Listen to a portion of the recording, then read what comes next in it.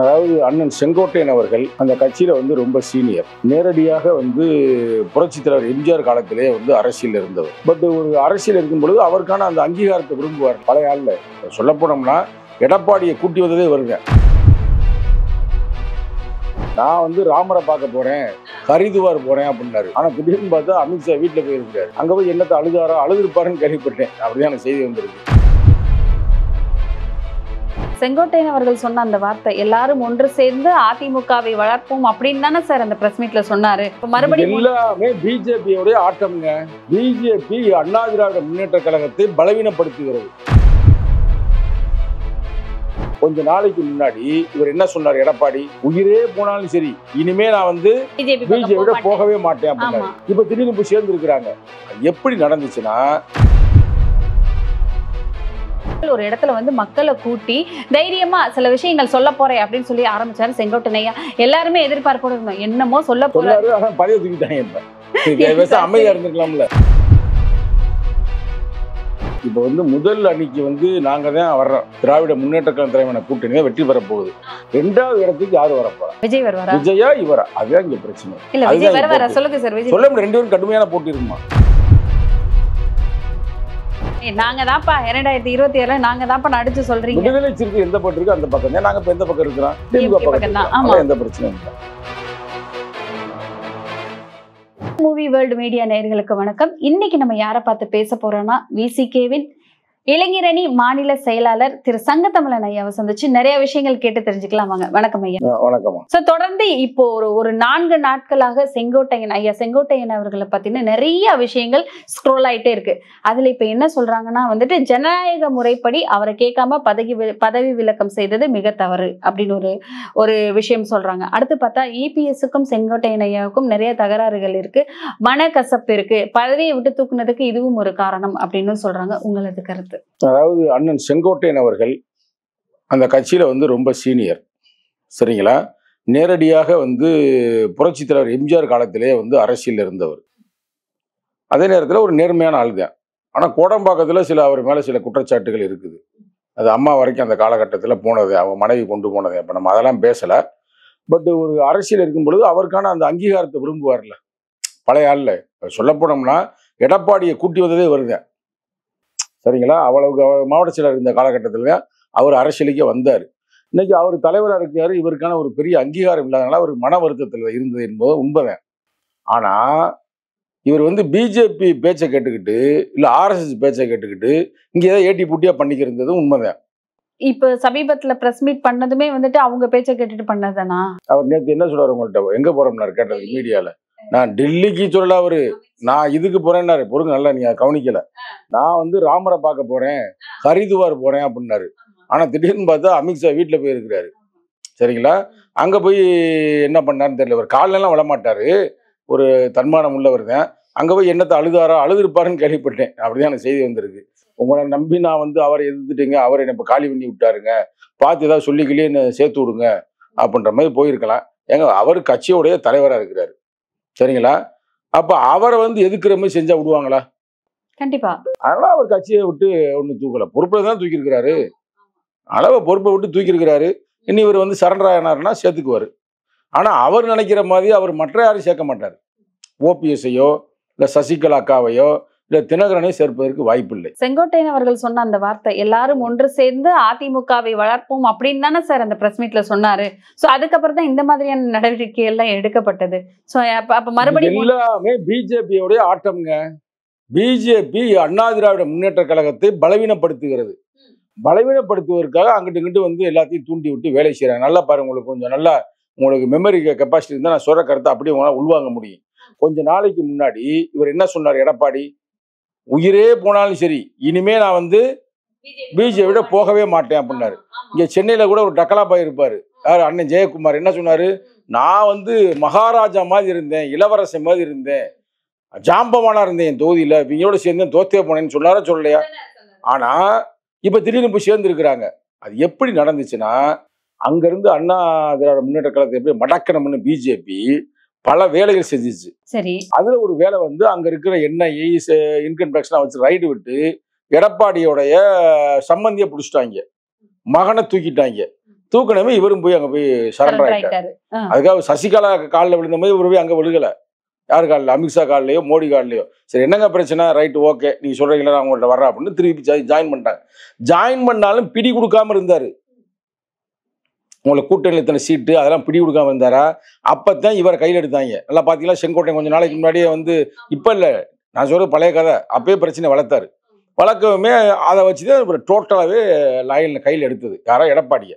எடப்பாடியை எடுத்ததுமே எடப்பாடிக்கு என்னதுன்னா, நீ இன்னொரு வச்சு ஆளு சரியா, நானே ஏற்கனவே வந்து தவந்து இந்த பொசிஷனுக்கு வந்திருக்கிறேன், உங்கள்கிட்ட தவறுறது எனக்கு ஒன்றும் பிரச்சனை இல்லை, யாரு பேச்சும் கேட்காதீங்க நானே வர்றேன் அப்படின்னு சொல்லிட்டு இப்போ டோட்டலாக ஒப்படைச்சிட்டாரு ஏடிஎம்கே. அவங்க இப்போ கழட்டி விட்டாங்க இவரை. யார? ஓபிஎஸ் கழட்டி விட்ட மாதிரி இவரும். ஓபிஎஸ் உங்க காலத்து செஞ்சாரா? கண்டிப்பா. அவரும் கழட்டி விட்டாங்க. இப்ப இவரையும் அண்ணன் செங்கோட்டையும் கழட்டி விட்டாங்க. இப்ப இவங்க பூரா நாங்க என்ன செய்யறது, எங்களுக்கு வழி இல்ல, என்னதான் செய்ய போறீங்களா, வழிகாட்டுங்க ஐயா அப்படின்னு அங்க போயிட்டாங்க. இப்ப அவங்க உட்காந்து பஞ்சாயத்து பண்ணி பேசி முடிப்பாங்க. எனக்கு என்னன்னா, எடப்பாடி வந்து செங்கோட்டையனை கூட எடுத்துக்குவாரு, ஆனா மத்த யாரும் எடுக்க மாட்டாரு. ஏன்னா பையன் மத்தவங்க வந்தாங்கன்னா இவர் கதை முடிச்சிருவாங்க.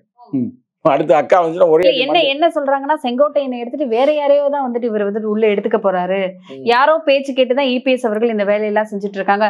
சில பேர் சொல்றாங்க முக்குளத்தோர் வாக்க வந்து சேகரிக்கிறதுக்கு தான் இபிஎஸ் அவர்கள் இந்த மாதிரி பண்ணிட்டு இருக்காரு அப்படிங்கிற தகவலும் வெளியே வந்திருக்கு. நீங்க என்ன சார் நினைக்கிறீங்க இதை பத்தி? எது எப்படியோ இப்போதைக்கு வந்து கட்சியோட கொடி யாரு பக்கத்து இருக்கு? எடப்பாடி. கரெக்டா? அதே மாதிரி ஆபீஸ் தலைமையகம் எங்க இருக்கு? அவர்கிட்ட இருக்கிற மாவட்ட செயலாளர் கட்சி கட்சியில ஆட்ட இருக்கு, அவர்கிட்ட தான் இருக்கு. அப்ப அவர் தான் அத்தாரிட்டி. சரிங்களா? இவங்களும் அத்தாரிட்டி இல்லாத ஆட்கள். சரி, அத்தாரிட்டி இல்லாத ஆட்கள் ஒரு இடத்துல வந்து மக்களை கூட்டி தைரியமா சில விஷயங்கள் சொல்ல போறேன் அப்படின்னு சொல்லி ஆரம்பிச்சாரு செங்கோட்டையா. எல்லாருமே எதிர்பார்ப்போட இருந்தோம், என்னமோ சொல்ல போறாரு. ஆனா பதவி தூக்கிட்டாங்க. இப்ப அமைதியா இருந்திருக்கலாம்ல. அதை விட்டு தேவையில்லாம போயிட்டு நான் வந்து உண்மை ரகசியத்தை உடைக்க. என்ன ரகசியத்தை உடைச்சாரு? இப்ப உனக்கு நிலைமை இது எவ்வளவு மோசமாயிருச்சு. இப்ப போய் ஐயா அங்க போய் கிடக்குற. அவங்க அமித்ஷா வந்து உடனே ஹெல்ப் பண்ணுவாங்களா? அமித்ஷா பொறுத்த வரைக்கும் எங்களுக்கு சீட் நிறைய கொடுக்குறியான்னு கேட்பாங்க. நீ ஃபுல் சீட் எடுத்துக்கிட்டு எடப்பாடி, எனக்கு தேவை பதவி வேணும். கரெக்டா? நான் தான் அண்ணா திராவிட முன்னேற்ற கழகத்தின் தலைவர். சார், நீங்க சொன்ன மாதிரி நடுவுல அதிமுகவுக்கும் பிஜேபிக்கும் பெரிய பஞ்சாயத்து வந்துச்சு. அண்ணாமலை அவர்கள் அதில் நடுவில் நின்னாரு. எங்களோட ஜன்னல் கதவு கூட நாங்க திறந்து வைக்க மாட்டோம், அண்ணா திராவிட முன்னேற்ற கழகம் உள்ள வருவதற்கு எங்க காத்து கூட உங்க மேல படாதுன்னு பெரிய அளவுல ஒரு போர் நடந்துட்டு இருந்துச்சு சார். அதுக்கப்புறம் ஒரு எலெக்ஷன் வந்தது, எலெக்ஷனையும் பார்த்தோம். அதுக்கப்புறம் நிறைய தகராறுகள் வந்தது. ஸோ ஆல்ரெடி வந்து ஏடிஎம்கே பார்த்தா வந்துட்டு ஒரு பெரிய கட்சி பெரிய அளவில் உடஞ்சிருக்கு, ஒரு வலிமையான தலைவர் இல்லை. அப்படிங்கும் போது இப்படி ஒரு பிரச்சனை வந்திருக்கு. எலெக்ஷன் நேரம் நெருங்கிக்கிட்டே வருது. இது எங்க சார் போய் முடியும்? அதான் ஒன்றும் முடியாது. இப்ப வந்து முதல் அணிக்கு வந்து நாங்க தான் வர்றோம். திராவிட முன்னேற்ற கழகம் தலைவன கூட்டணி தான் வெற்றி பெற போகுது. 2வது இடத்துக்கு யாரு வர போறா? விஜய் வருவாரா? விஜயா இவரா? அதுதான் இங்க பிரச்சனை. இல்ல, விஜய் வருவாரா? சொல்லுங்க சார். விஜய் சொல்ல முடியும். 2 பேரும் கடுமையான போட்டி இருக்குமா? ஏடிஎம்கே விஜய் 2 பேரும் கடுமையான போட்டி இருப்பதாக செய்தி கிடைச்சது. 2 பேரும் ஒண்ணு சேர்ந்துட்டா ஒரு கூட்டணி ஆயிட்டா ஒண்ணு சேர விட மாட்டாங்க. யாரு? பிஜேபி. நீ 2 ஒண்ணு சேர பாக்குறீங்களா? அது நடக்கவே நடக்காது. ஏன்னா இப்ப 2 ஒண்ணு சேர்ந்தா பிஜே கழட்டி விட்டுருவாங்கல்ல. அப்ப கழட்டி விட்டா அவங்க வர்றதுக்கும் வாய்ப்பு இருக்கு. இல்ல, நான் ஒண்ணு கேட்கிறேன் சார், பிஜேபிக்கு தமிழகத்துல வாக்கு கிடைக்குமா? தமிழக மக்கள் மத்தியில வந்துட்டு பிஜேபிக்கு வலிமை இருக்கா? என்னங்க இப்படி கேட்டு ஒரு கேள்வி தப்பு. நீங்க ஒரு நெறியாளர், நல்ல எக்ஸ்பீரியன்ஸான ஆளு, அவங்களோட யாரு சேர்ந்தாலும் காலி. இப்ப உண்மையிலே நீங்க சொல்லணும்ல சார், நீங்க ஒரு ஸ்டைல்ல அண்ணா திராவிட முன்னேற்ற கழகம் வந்து தனியா நின்றா கூட ஓட்டு கிடைக்கும். எப்ப பிஜேபி சேர்த்தாங்களோ அப்ப எங்களுடைய வெற்றி உறுதியாயிருச்சு.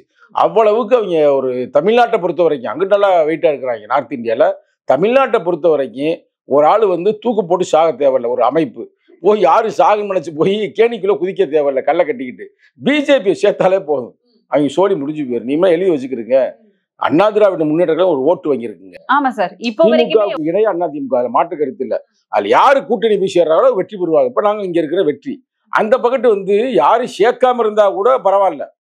ஆனா இவங்க எப்ப சேர்த்தாங்க பாருங்க, அன்னையிலிருந்து நாங்க ஒரே ஹேப்பியா தான் இருக்கிறோம். சந்தோஷம். நீங்க பாருங்க, அவர் முதல்வரே வெளிநாட்டு சுற்றுப்பயணம் அப்படின்ற எங்க தலைவர் நாளைக்கு சுற்றுப்பயணம் போறாரு. எங்க தலைவர் நாளைக்கு லண்டன் போறாரு. அப்ப யோசிச்சு பாருங்க, லண்டன்ல போய் அங்க போய் பார்லிமெண்ட்லயே பேச போறாரு, லண்டன் பார்லிமெண்ட்லயே. அதெல்லாம் நாங்களாம் ரொம்ப ஹேப்பியா இருக்கு. நாங்களே பாருங்க மகிழ்ச்சியா இருக்கிறோம், டென்ஷன் இல்லாம. அதனால பிஜேபி இருக்கிற வரைக்கும் தமிழ்நாட்டுல கவலையே இல்லை சார். ஒரு வலிமையான கட்சி என்ன சொல்றதுன்னா, போட்டி அப்படின்னு பார்த்தா அந்த காலத்துல இருந்து மக்கள் மைண்ட்ல வர்றது வந்து எனக்கு தெரிஞ்ச கட்சி இப்ப வரைக்குமே ஊர் சைடு எல்லாம் சொல்லுவாங்க, வயதான அப்பத்தா ஆச்சி எல்லாம் என்ன சொல்லுங்கன்னா, அது தெரிஞ்ச ஒரு விஷயம், சூரியனுக்கு ஓட்டு போடுவேன், இல்லைன்னா வந்து ரெட்டைலைக்கு ஓட்டு போடுவேன் அப்படின்னு தான் வந்து நிப்பாங்க. இப்ப வந்துட்டு அவங்களுக்கு ரெஜிஸ்டர் ஆயிடுச்சு. வீட்லயுமே பார்த்தா சிலர் வீடுகள்ல இருக்கும், ரெட்டலையே வரைஞ்சு வச்சிருப்பாங்க, உதயசூரியனை வரைஞ்சு வச்சிருப்பாங்க, போட்டோஸ் இருக்கும், கலைஞர் ஐயா போட்டோ இருக்கும், ஜெயலலிதா அம்மா போட்டோ இருக்கும், எம்ஜிஆர் ஐயா போட்டோ இருக்கும்.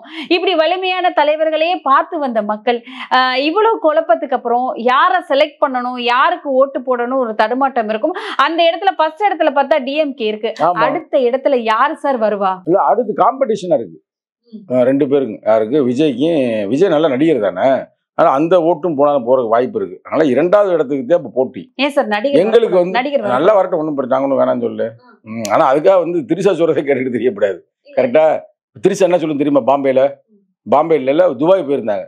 துபாயில் போனோமே அவருடைய கனவெல்லாம் பழிச்சிரும் அப்படின்னு சொல்லமே இப்போ அவங்க ஒய்ஃபு இப்போ இறங்கி வந்துட்டாங்க. இப்போ அது ஏர்போர்ட்டில் வந்து இறங்கிட்டாங்க, என்ன நடக்குது அப்படின்னு பார்க்குறது. அதனால் வந்து நடிகர் வருவதை பற்றி பிரச்சனை இல்லை. நடிகர் வந்து ஒரு அரசியல்வாதியாக வரட்டும், நடிகர் மாதிரி வரக்கூடாது. அதான் எங்களுடைய கருத்து. எதை வச்சு நடிகர் மாதிரியே வராது? அவங்க பேசுன டைலாக்லாம் நீங்கள் பார்த்தீங்களா? பஞ்சு டைலாக்லாம் அடித்தார். ஒரு முதல்வரை போய்கிட்டு ஒரு வயது முதிர்ந்தவர் 70 வயசுக்கு மேலே அங்கிள்னா நக்கல் பண்ணுற மாதிரி தான் இருக்குது. இப்போ இதே ஜெயலலிதா அம்மா இருக்கும்போது ஆண்டின்னு சொல்ல முடியுமா? அம்மாவை போய் ஆண்டின்னு சொன்னால் வாயிலே போட்டிருப்பாங்க டம்முன்னு. கரெக்டாக. ஆனால் அவர் இவ்வளோ பொறுமையாக இருக்கார் பார்த்தீங்களா? ஆனால் வந்து நடிகராக இல்லாமல் ஒரு அரசியல்வாதியாக வரட்டும், வாழ்த்துக்கள். ஆனால் வந்து இப்போ எங்களுக்கு வந்து எப்படின்னா எங்கள் கூட்டணி வலுவா இருக்குது. நாங்க தான்ப்பா 2027 நாங்க தான்ப்பா நடிச்சு சொல்றீங்க. விடுதலை சிறுத்தை எந்த பக்கம் இருக்கு அந்த பக்கம் தான். நாங்க இப்ப எந்த பக்கம் இருக்கிறோம்? திமுக பக்கம் தான். எந்த பிரச்சனையும் இல்லை. கண்டிப்பா சார். தொடர்ந்து என்ன விஷயங்கள் நடக்குது, இதுக்கப்புறம் என்ன நடக்க போகுது அப்படிங்கறத மக்களுக்கு தெளிவா எடுத்து சொல்லிட்டே இருப்போம். தொடர்ந்து பேசுவோம். நன்றி சார். நன்றி, வணக்கம்.